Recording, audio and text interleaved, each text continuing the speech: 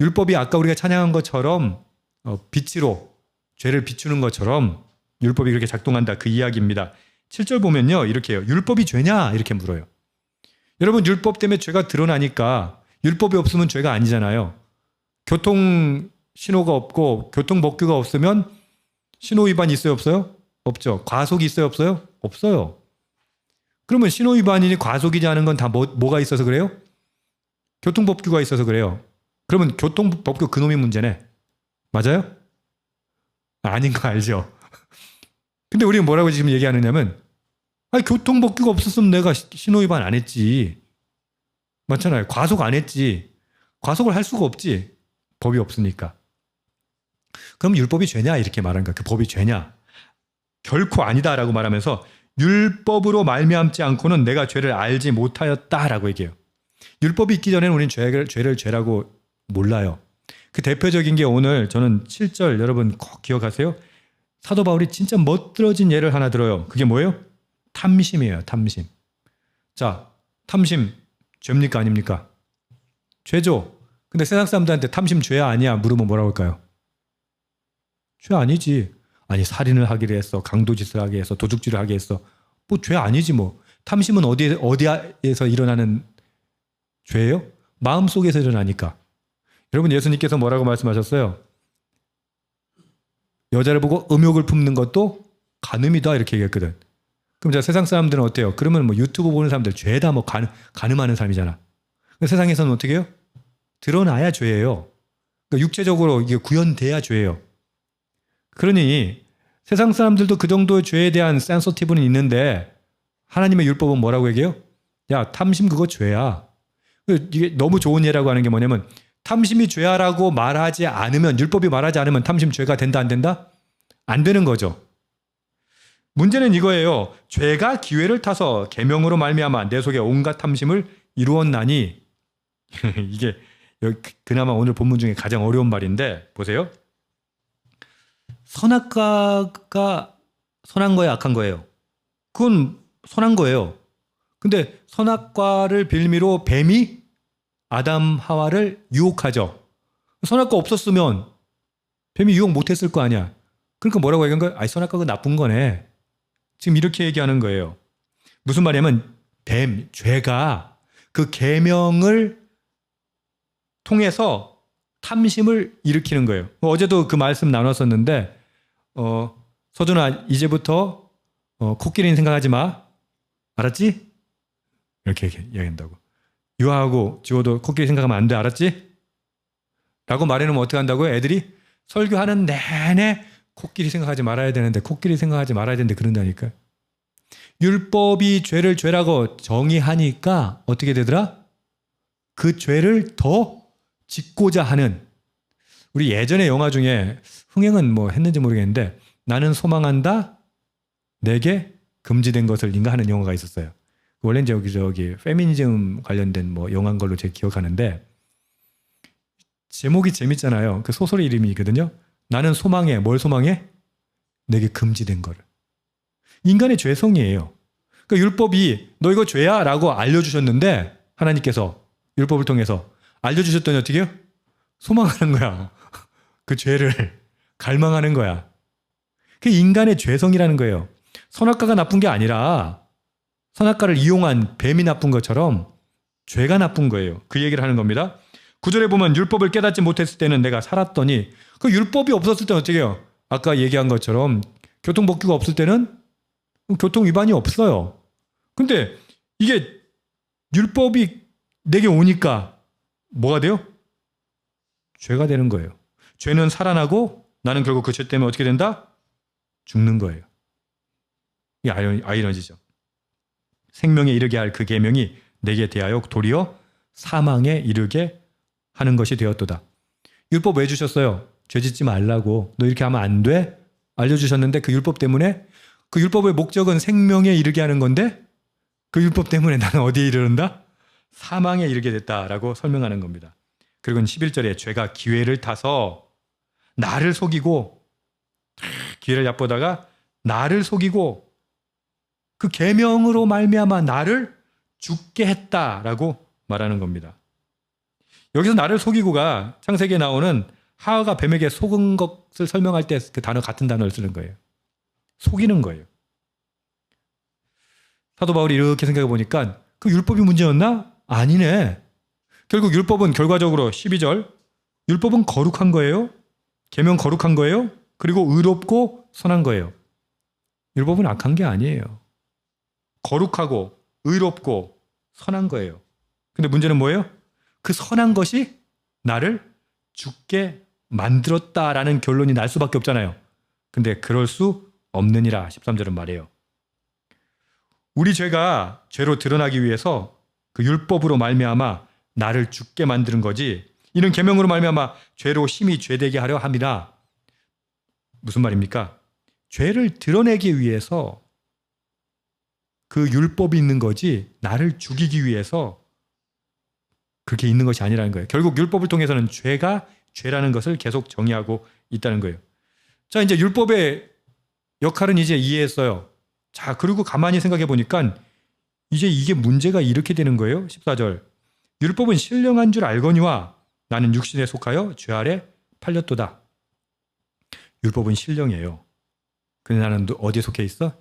육신에 속해 있으니까 죄 아래서 종노릇하고 있는 거예요. 15절부터 제가 사실 이 오늘 본문을 제가 굉장히 좋아하는 본문에 속하는데, 제가 정말 그 성령을 처음 받고 제일 많이 고민했던 문제가 이 문제이기 때문이에요. 그 이야기가 이제 15절부터 나오는데, 내가 행하는 것을 내가 알지 못하노니, 아니 내가 뭘 하는가 내가 도대체 이해가 안 돼. 왜요? 원하는 건 뭐예요? 선을 원하죠. 근데 원하는 걸 행해요? 그 이야기라는 겁니다. 제가 읽어볼게요. 곧 내가 원하는 것은 행하지 아니하고 도리어 미워하는 것을 행함이라. 내가 원하지 아니하는 그것을 행하면 내가 이로써 율법이 선한 것을 시인하노라. 내가 원하지 않으면서도 불구하고 율법에서 그렇게 하면 안 돼라고 해서 나는 그거 안 해야지 하는데도 난 그걸 계속 행하고 있어요. 그 율법이 선에서 그 기준을 제시한 거잖아요. 근데 17절에는 이제는 그것을 행하는 자가 내가 아니요 내 속에 거하는 죄다라는 결론에 이르는 거예요. 이게 아까 그 선악과가 나쁜 게 아니라고 했어요? 뱀이 나쁜 거라고 했죠? 율법이 나쁜 게 아니라 죄를 짓게 하는 내 안에 그 무엇이 나쁜 거예요. 그런데 17절을 잘못 읽으면요, 이게 내가 그 악을 행하는 게 아니라 내 속에 거하는 죄가 악을 행하는 거야. 그러면 난 잘못이 있다 없다? 없어. 그 얘기하는 게 아니에요. 근데 꼭 그렇게 읽어 이거를. 이게 뭘 얘기하는 거냐면 이게 메커니즘을 이해한 거예요. 이 구원론적 메커니즘, 죄에 대한 메커니즘. 내가 율법이 들어왔고 무엇이 선한 줄 알아. 그것을 내가 원하기도 해. 근데 나는 원하는 선을 행하진 않고 어떻게? 원하지 않는 바 악을 행하는 거예요. 하지 마. 그러면 어떻게 해요? 하고 싶은 거예요. 코끼리 생각하지 마. 그러면 어떻게 해요? 계속 코끼리만 생각하는 거예요. 그게 우리의 습성이라고 하는 거예요. 18절 내 속 곧 내 육신에 선한 것이 거하지 아니하는 줄을 아노니 원함은 내게 있으나 선을 행하는 것이 없노라. 저는 여기 굉장히 공감해요. 저는 진짜 선을 원해요. 제 안에 하나님을 갈망해요. 말씀을 사모하고 하나님의 뜻대로 살고 싶어요. 근데 행동을 어떻게 한다? 선을 행하는 것은 없어요. 제 안에. 19절 내가 원하는 바 선은 행하지 아니하고 도리어 원하지 아니하는 바 악을 행하는도다. 다시 반복하지만 이것은 내가 아니요 내 속에 거하는 죄다. 그리고는 21절에 내가 한 법을 깨달았노니 선을 행하기 원하는 나에게 악이 함께 있는 것이로다. 그러면 이게 무슨 말이냐면 이게 지킬 앤 하이드가 아니라 선을 행하고자 하는 것도 내 안에 있고 악도 내 안에 있다는 얘기예요. 속사람은 하나님의 법을 즐거워하는데 지체 속에서 다른 한 법이 나의 마음과 싸워서 내 지체 속에 있는 죄의 법으로 나를 사로잡는 것을 보는도다. 멋진 표현이에요. 뻔히 내가 이러면 안 되는데 하면서도 어떻게 끌려가는 걸 내가 모르는 게 아니에요, 여러분.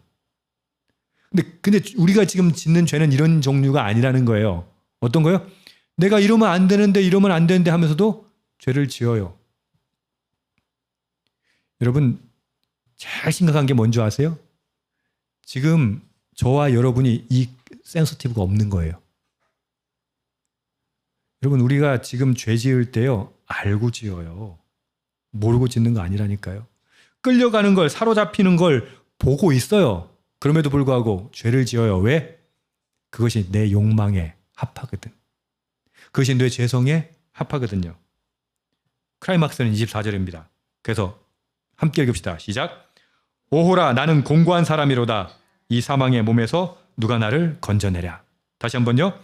오호라, 나는 공고한 사람이로다. 이 사망의 몸에서 누가 나를 건져내랴.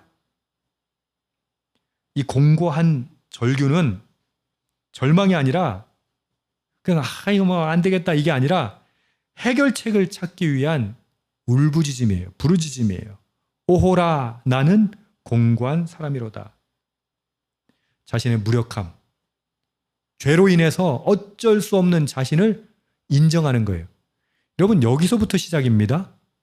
오호라, 나는 공고한 자로다. 여기부터 시작해요. 25절은 이렇게 얘기해요. 우리 주 예수 그리스도로 말미암아 하나님께 감사하리로다. 나는 선을 행하고 싶은데 선을 행할 수 있다 없다? 없어요. 자꾸 악으로 끌려가요. 그게 우리의 욕망이에요. 성경은 뭐라고 얘기하는지 아세요? 그건 내 안에 죄가 있기 때문에 율법을 주셔서 그것을 비춰주셨음에도 불구하고 우리는 선을 행하고자 하지만 선을 행할 수 있다 없다? 없다. 그 해결책으로 누굴 주셨다? 예수 그리스도를 주셨다. 25절 후반절. 그런즉 내 자신이 마음으로는 하나님의 법을 육신으로는 죄의 법을 섬기노라. 결국 어떻게 된다? 내 자신으로는 가능성이 있다 없다? 없다. 그러므로 외부의 힘이 필요해요. 그것이 누구다? 예수 그리스도다. 그래서 24절을 제가 다시 한번 읽어드릴게요. 오호라, 나는 공고한 사람이로다. 이 사망의 몸에서 누가 나를 건져내라. 죄인식이 없으면요, 그 다음으로 넘어가지 못해요. 근데 이 시대 우리의 문제는 뭐라고요?